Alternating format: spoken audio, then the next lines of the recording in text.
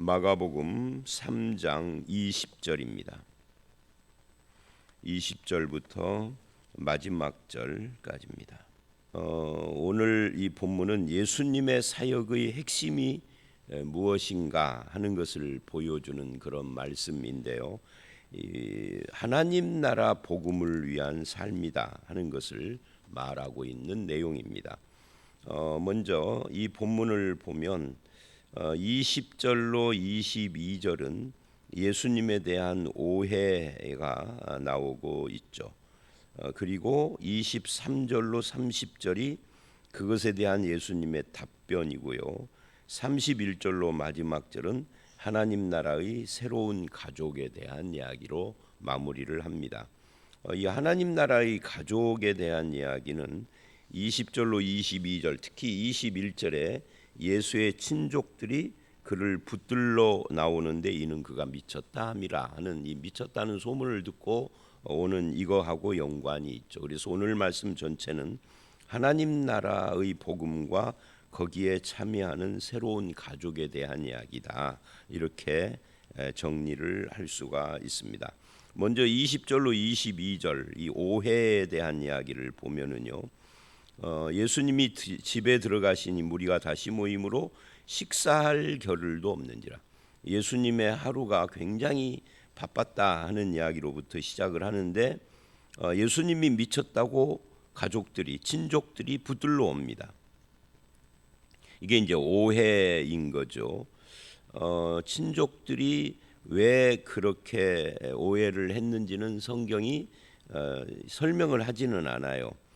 그런데 그 다음에 22절에 서기관들이 하는 말을 보면은 아마 이것 때문인 것 같다 하는 짐작을 하게 되는데, 그게 뭐냐면 서기관들이 그가 바알세불이 집혔다 또는 귀신의 왕을 힘입어 귀신을 쫓아낸다 하니 이것이 소문이 돼가지고 친족들에게 그렇게 전달이 된 것 같아요. 그 오해를 하고 있는 거죠. 그러면 왜 이들은 이런 오해를 했을까? 이 오해를 한 이유는 아마도 예수님의 인기 때문일 것이다. 예수님에게로 사람들이 많이 몰리고 또 몰리기만 하는 것이 아니라 서기관의 가르침과는 다른 권위 있는 말씀이다 하는 이런 말들을 하니까 서기관들이나 바리새인들 입장에서는 굉장히 위기의식 같은 것을 느꼈겠죠.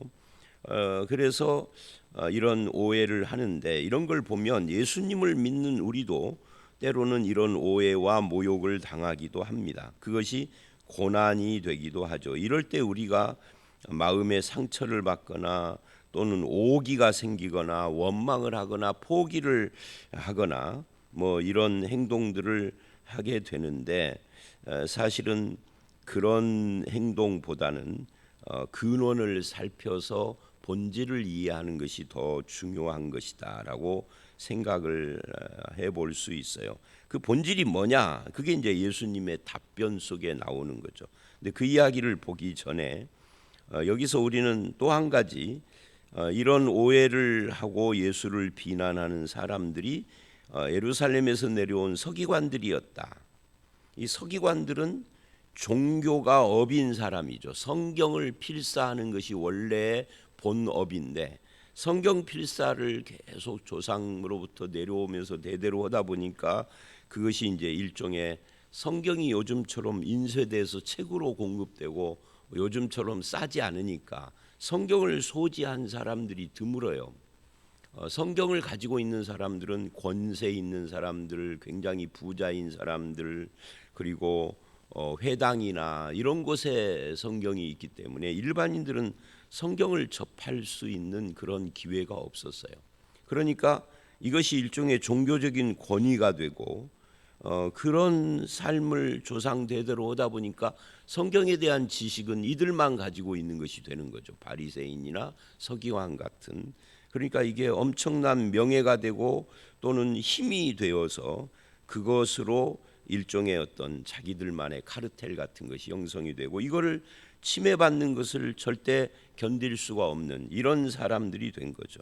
하나님을 믿는데 그 속을 보면은 굉장히 두꺼운 껍질로 감싸고 있는, 그래서 그 다른 사는 세계가 다른 거죠.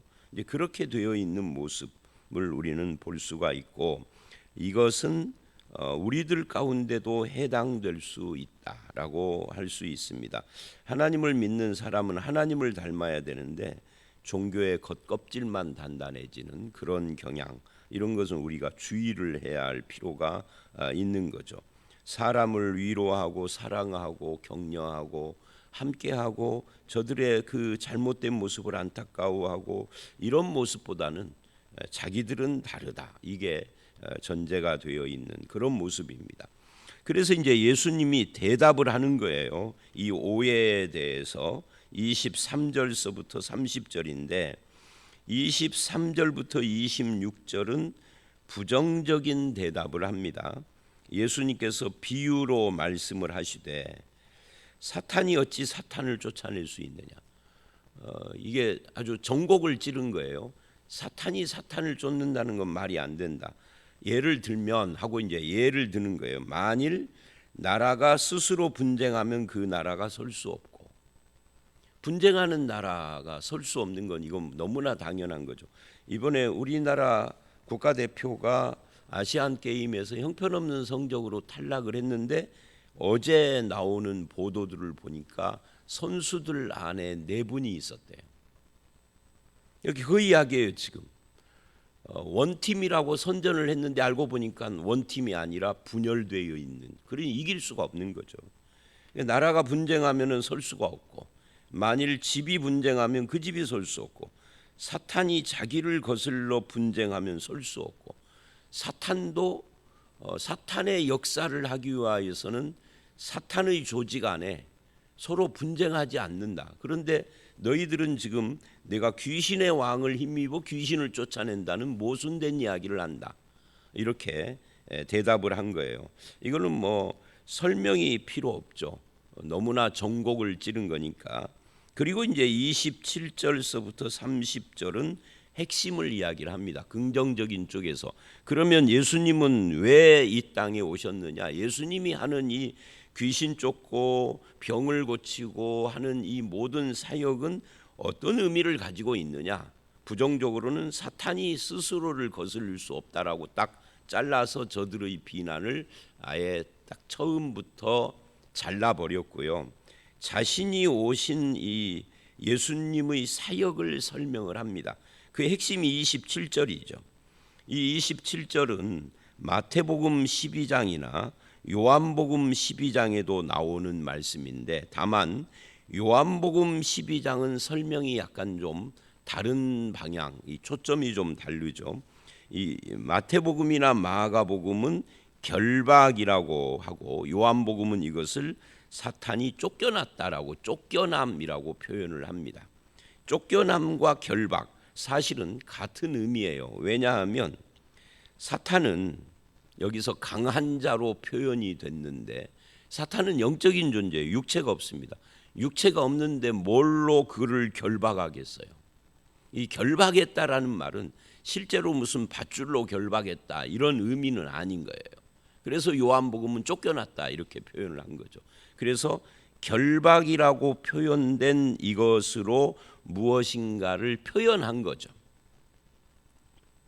이제 그게 뭐냐 하는 거예요. 자, 다시 27절을 보면 사람이 먼저 그러는데, 이 사람은 이 마태복음 12장 29절이 이 27절하고 같은 이야기를 하는데, 거기를 보면 이 사람은 예수님 자신을 말하고 도둑을 이야기하는 것. 그러니까 도둑을 비유로 하는 거죠. 도둑이 이 세상이라는 집에 왔어요. 즉 예수가 이 땅에 오셨다는 거죠.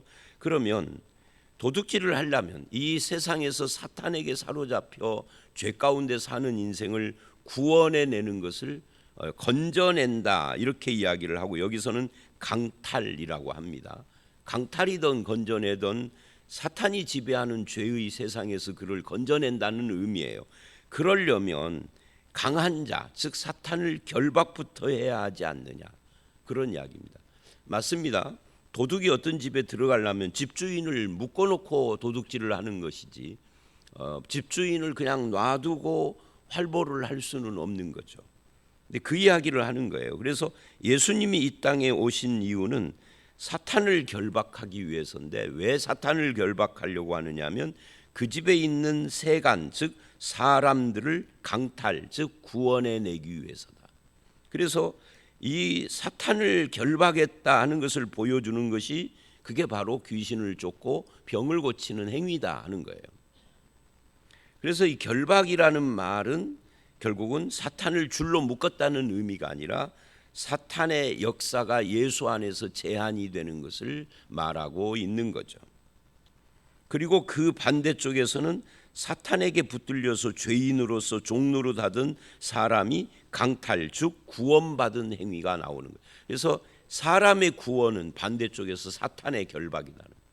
우리가 예수를 믿어서 구원받았다 이 말은, 다른 말로 하면은 적어도 다른 사람은 몰라도 예수 믿는 나에게 있어서는 사탄이 결박된 존재다 하는 이야기예요.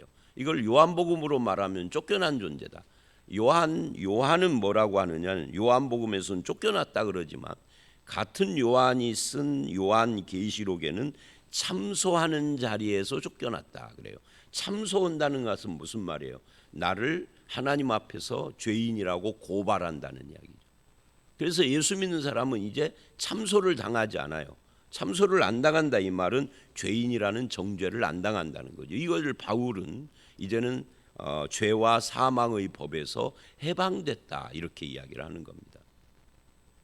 또 요한 1서 같은 데는, 요한 1서 2장 같은 데는 하나님 앞에서 우리에게 대언자가 계신다 이렇게 표현을 하고, 그러니까 표현은 다 각각 다르지만 다 같은 이야기를 하는 거예요.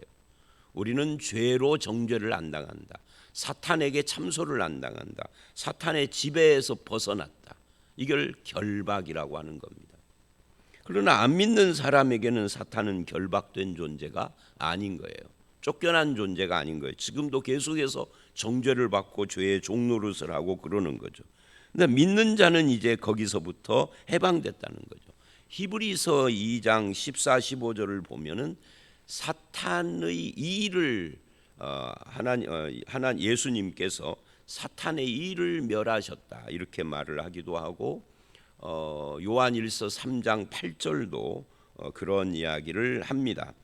그래서 우리는 사탄은 결박됐고 우리는 강탈됐다 하는 것은 바로 구원받은 존재가 되어졌다 하는 것이 예수님이 이 땅에 오신 사역, 그 목적이다라는 것을 지금 말하고 있는 겁니다.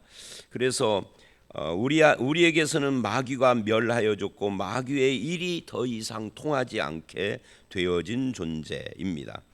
그 다음에 28절, 이것을 이제 조금 다른 차원에서 설명을 하는데, 제가 27절을 설명하면서 쭉 나열한 거기에도 나오는 이야기입니다.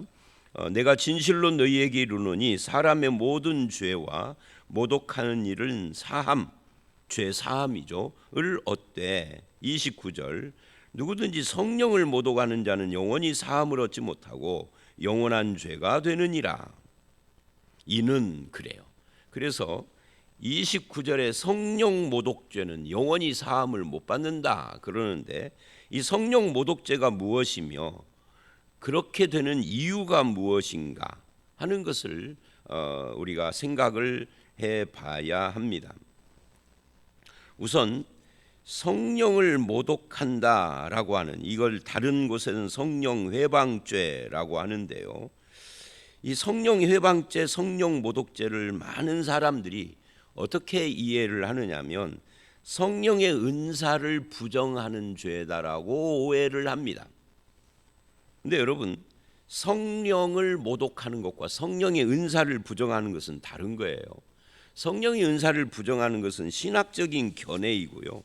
여기서는 죄입니다. 성령을 모독하는, 성령 자체를 모독하는 거예요. 그래서 여기서 은사, 방언이나 예언이나 신유나 이런 것을 부정하는 자를 말하는 건 아니에요. 왜냐하면 그런 걸 부정한다 해서 영원히 사함을 못 받는 죄라고 한다는 이치에도 맞지도 않고 이 본문에도 맞지가 않아요. 그러면 영원히 사함 받지 못하는 성령 회방이나 모독죄는 뭐냐 하는 거예요. 이 근접 문맥을 보면 지금 우리는 하나님 나라가 임했다는 말씀 1절부터 17절까지를 쭉 보면 12절까지를 쭉 보면은 하나님 나라가 임하셨음에 대한 이야기를 하고 있죠. 그리고 27절에도 하나님 나라가 임하여서 이제 사탄을 결박했다라고 하는 말씀을 했어요. 이것을 오해하고 비방하는 사람들 이야기가 나왔고요. 20절로 22절 이게 근접 문맥입니다. 또 30절을 보면 이렇게 말을 해요. 이게 30절이 결정적인 거죠. 이는이라는 말은 뭐예요? 성령을 모독하는 자는 영원히 사함을 못 받고 영원한 죄가 된다라고 하는 이유를 말하는 겁니다. 이는 그들이 말하기를, 그들이 누구죠? 바로 그 서기관들이죠.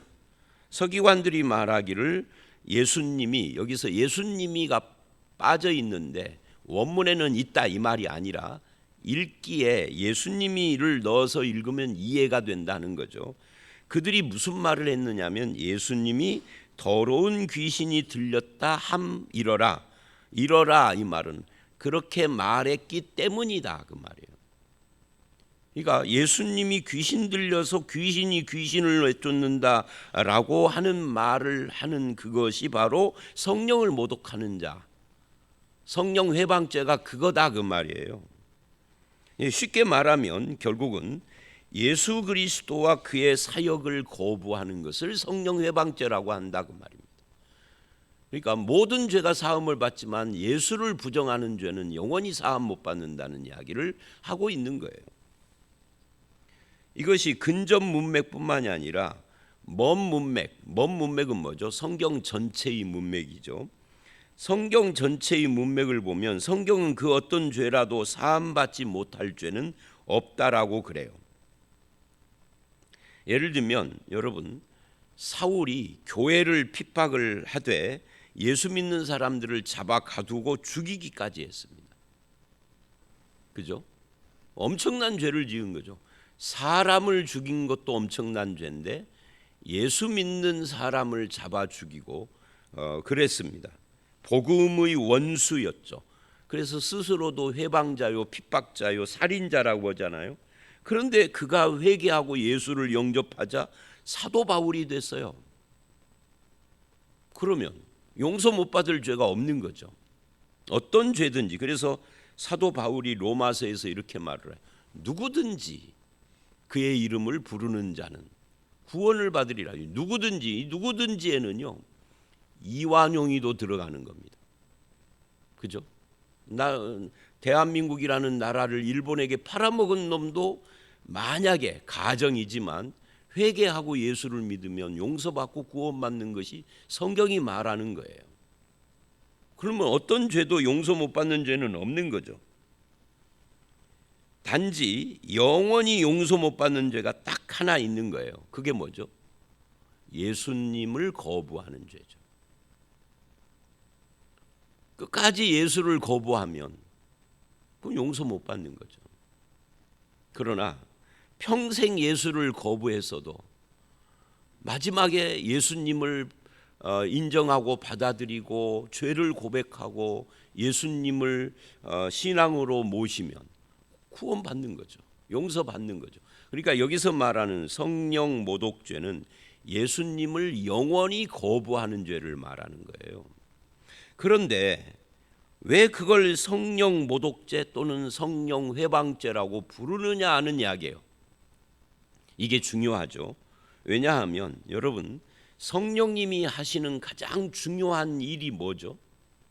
우리는 성령의 역사라는 말을 하면은 맨날 처음에 방언부터 시작을 해요.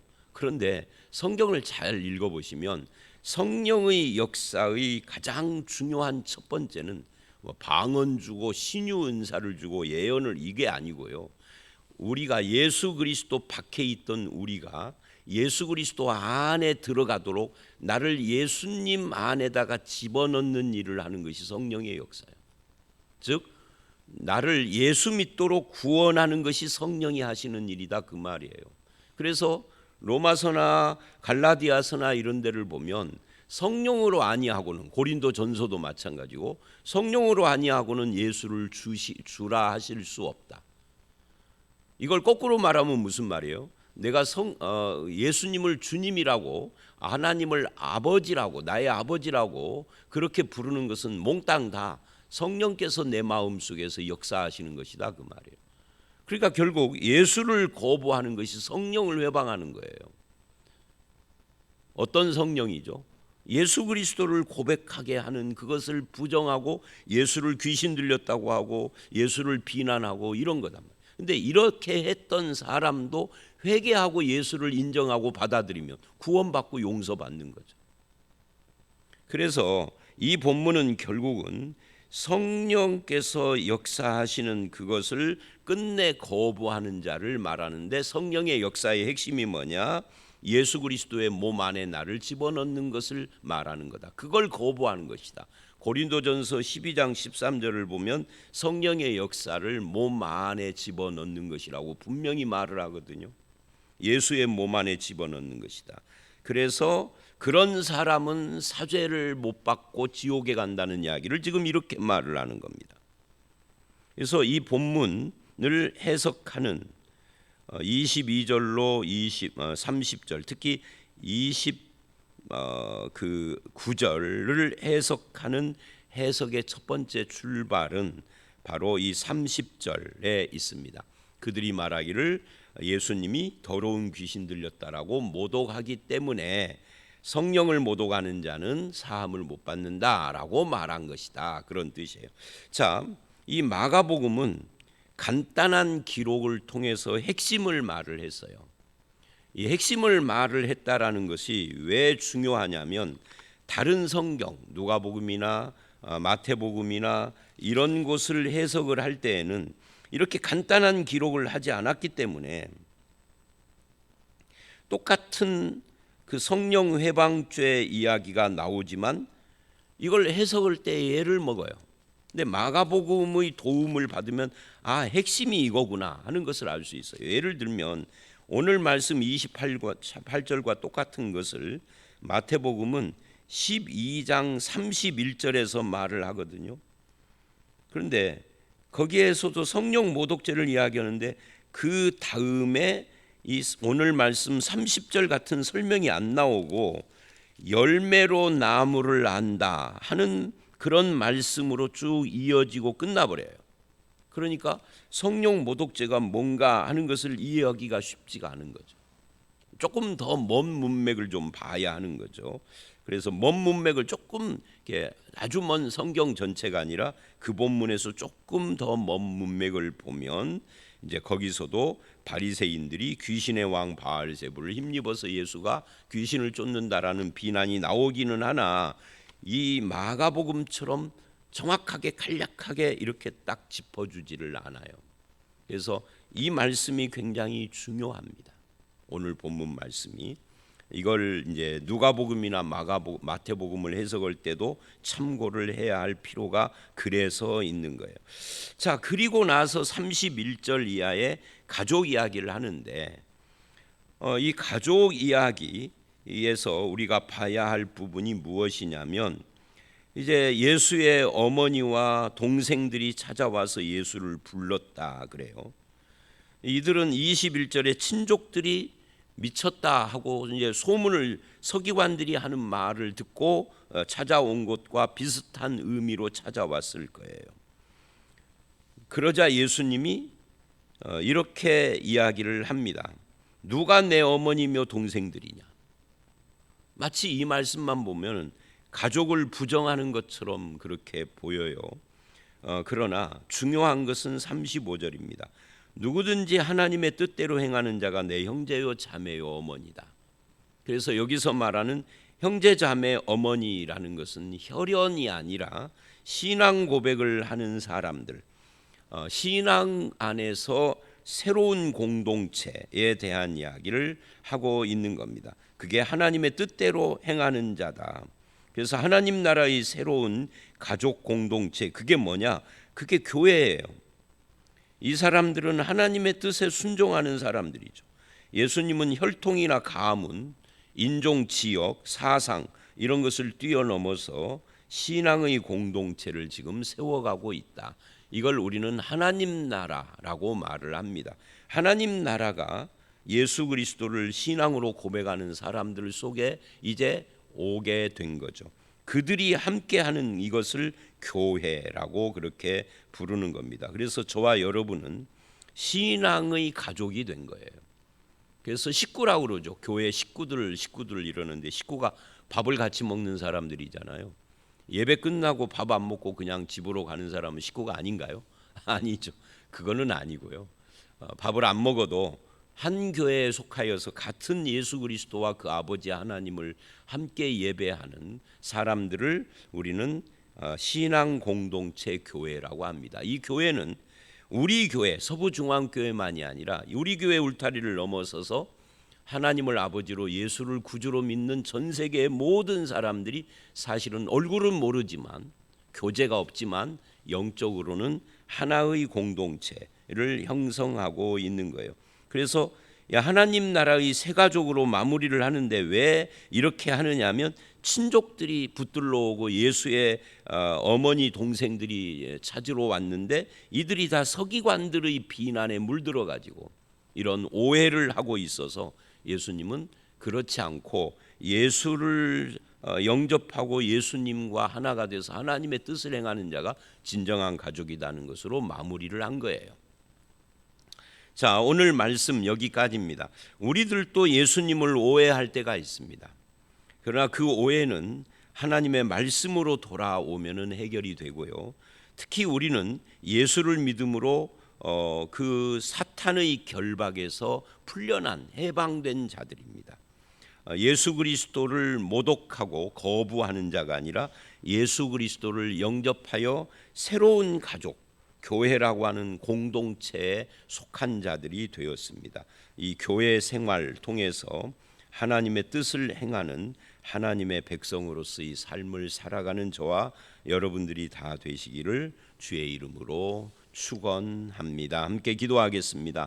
하나님 아버지, 친족들이 오해하고 가족들이 오해하고 서기관들이 그 오해의 불을 지폈던 것을 봅니다. 그러나 예수님은 저들의 오해에 대하여서 사탄의 집이 스스로 분쟁할 수 없다라고 하시며, 예수님이 오신 것은 강한 자를 결박하고 우리를 강탈하여 구원해 내기 위하여서 오셨음을 말씀하셨습니다. 이제 예수 믿는 우리는 더 이상 죄의 종이 아니요 사탄의 종이 아니요 예수 그리스도 안에서 하나님의 가족이 되고 형제 자매가 된 것을 감사를 드립니다. 이제는 성령을 모독하는 예수 그리스도를 부정하는 자가 아니라 예수 안에서 형제 자매로서의 삶을 살아갈 때 우리 가운데 예수 그리스도의 말씀의 은혜가 충만하게 하시고, 아버지 하나님, 교회가 정말 믿음과 사랑 안에서 서로를 섬기고 사랑하고 격려하는 그런 공동체를 이루어갈 수 있도록 주님 인도하여 주시옵소서. 내가 그런 일에 앞장서게 하시고 헌신하게 하시고 그 하나님을 믿고 예수 그리스도 안에서 교회 공동체에 속한 것이 기쁨이 되는 삶을 살아가는 저희 모두가 되게 해 주시기를 간절히 바라올 때 예수님 이름으로 기도드렸사옵나이다. 아멘.